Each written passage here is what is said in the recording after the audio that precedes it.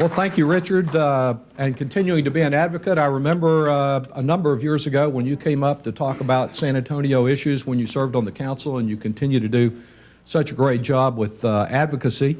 So now we have a snowstorm that's supposed to close down the city. It usually doesn't take that much, and it will take a little more than San Antonio sunshine to get the impasse broken here, I believe.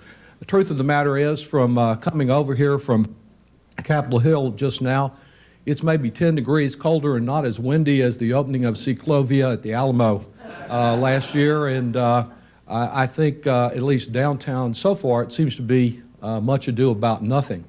We'll talk some more about the schedule for the day, but as I listen to Lamar, and I think Ted Cruz is after me, it's probably just coincidental, but I thought for me to be sandwiched between Lamar and Ted was kind of emblematic of what's been going on here in Congress. I am, as Richard mentioned, beginning my 19th year in Congress, but this is my first year to represent the Alamo City. I opened an office just down from Santa Rosa, across there from the drive-in for Frost Bank with James Lifshutz.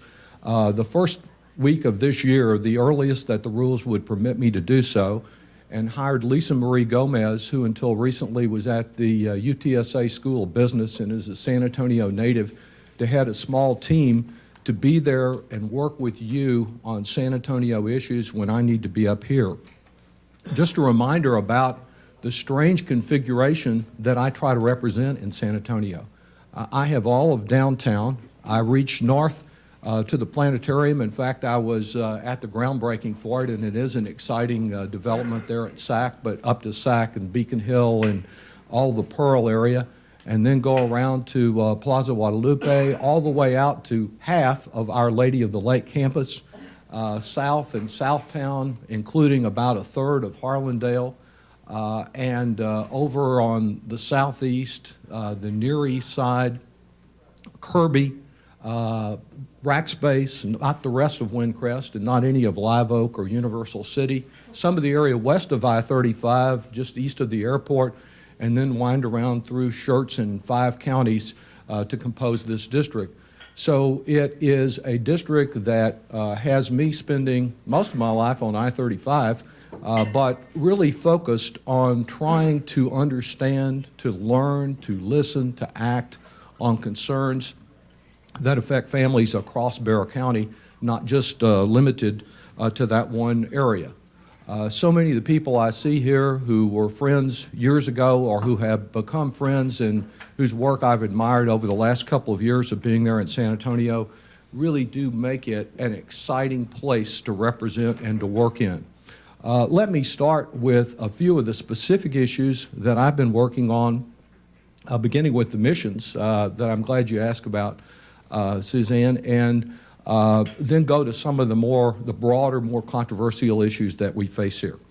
I was there last Saturday, in fact, with Councilmember Ozuna, who I saw back here in her district at Mission San Jose, and it was a glorious Saturday, as you recall, and it was a reminder that this is not just a mission and a chain of missions that are of great historic and artistic importance, but they're also really valuable to the economic development, certainly of the south side, but of all of San Antonio, and a magnet for tourists and others to come to the community.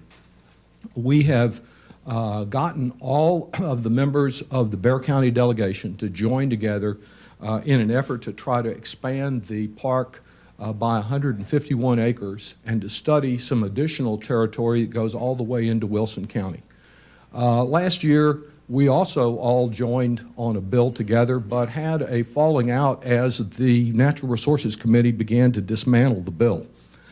There is a feeling on that committee, on which I served as a relatively new member of Congress long ago, almost a fanatical feeling that if the federal government acquires an additional inch of land, that's a bad thing.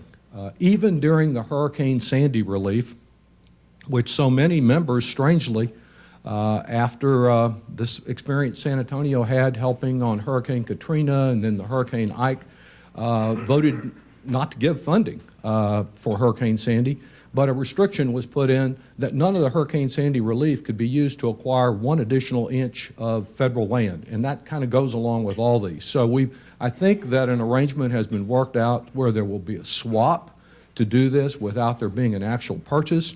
We still face some objections to the study, which is a prerequisite to any future acquisition of land, because some tell us it could lead to the federal government purchasing an inch of land, which would just be a horrible thing to do.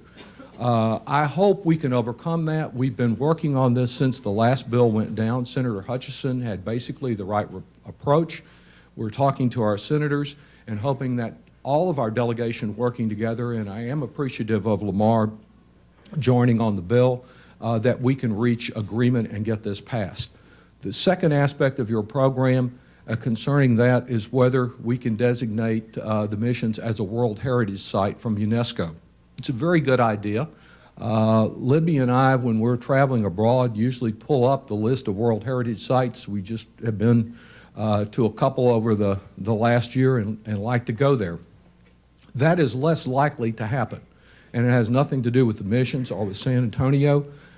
Indeed, if you still have the ambassador coming tonight, you may want to ask him about the UNESCO issue. We have a law that I voted for that has the effect of cutting off U.S. funds to UNESCO because of what happened with the Palestinians at the United Nations. It's still in effect. The President has asked for a security waiver. As long as we're not contributing to UNESCO, it's not very likely that they're going to designate this or any place else as a World Heritage Site. So it's an issue that's caught up in much bigger questions of international affairs and the troubles of the Middle East, but it does bear continued discussion because I think that would be an advantage to us with the missions and to attracting more people to San Antonio. Very related to that is the important work that the River Authority and the county have done on Mission Reach.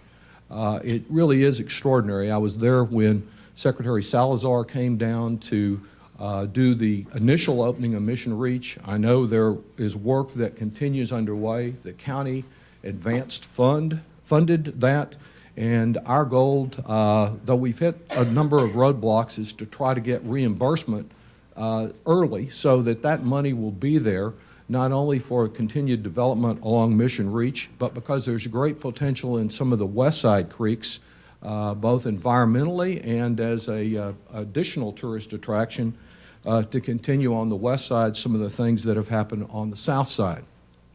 Another important economic development issue that many of you have been involved in on the south side is the amazing transformation of Brook City Base. And one project among many at Brook City Base is the EB-5 Regional Center to try to attract more foreign investors to come into that former military base. I work with my colleagues with Senator Cornyn's office as we got the EB-5 designation. Now we're trying to lower the threshold to $500,000 instead of $1 million. Lamar, who has such strong and differing feelings than I have about immigration, and I've talked about this, there are some reforms he would like to see in the EB-5 program. I think they're reasonable. If we can make a few reforms in the overall program without bringing down our little bill for Brook City Base, I'm in favor of trying to do that. Another big issue in the area that I serve, where Councilmember Ivy Taylor has played such a big role, and Jackie Gorman with SAGE, are the choice and promise neighborhoods. I was there for the early Christmas gift we got as a result of so much hard work. Now the progress is being made. The follow-through is going on. In fact, next week there'll be a major site visit in San Antonio. I'll be here, but Lisa Marie will be there with you as officials come down from these different agencies. The fact that we have essentially education and HUD working together the way that so many different entities of government and community organizations are working together in these areas suggests that we might get the accountability and the progress that has been missing with too many earlier federal programs to deal with some of the most disadvantaged neighborhoods right there around Wheatley Courts that we have in the community. I believe all in all, businesses and community organizations have agreed to contribute about $63 million. So it's not just the federal dollars, but the private investment that will really make a difference. Still another project that has lingered too long there in San Antonio is getting a new federal courthouse there where the old police building, well, I guess it's still standing there across from Casa Navarro. I was involved and worked really hard to get the funding for the new federal courthouse in Austin, which opened just a few months ago. I voted for it, and I was pleased when all the other members of the Central Texas delegation who voted against it came to the groundbreaking, and I know they'll be there for the ribbon cutting too. Whatever it takes, we need to work together. We've done a joint letter to try to get those dollars for the federal courthouse. Having spent more time than I wanted to over at the old federal courthouse in the remains of Hemisphere, it is really needed, and it also will be, just as the courthouse is there in Austin, it will attract more development around the area where it will be located, and there'll be a lot of good construction jobs. VIA has done well in the past. Now, and I guess last Friday I was with the new bus driver or streetcar conductor, Charlie Gonzalez, at VIA. We're going to be working together again. I think the streetcar project, I know it's still the subject, the council members know better than I of discussion and work there at the city level and input from many businesses, but it's a project that I think is important to economic development. I want to see the East Side benefit along with everyone else. But it's another example of a project where working together, we ought to be trying to get much needed resources to support the private investment, have the public infrastructure to support the private investment to see the continued growth and revitalization of downtown San Antonio.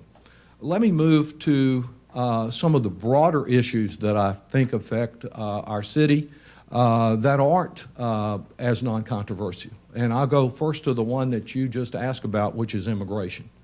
I think that the story of immigration is that we are all together and move forward on immigration, or we don't make much progress at all. That's what happened when we had a very narrowly focused bill that passed the House last year but didn't get anywhere in the Senate.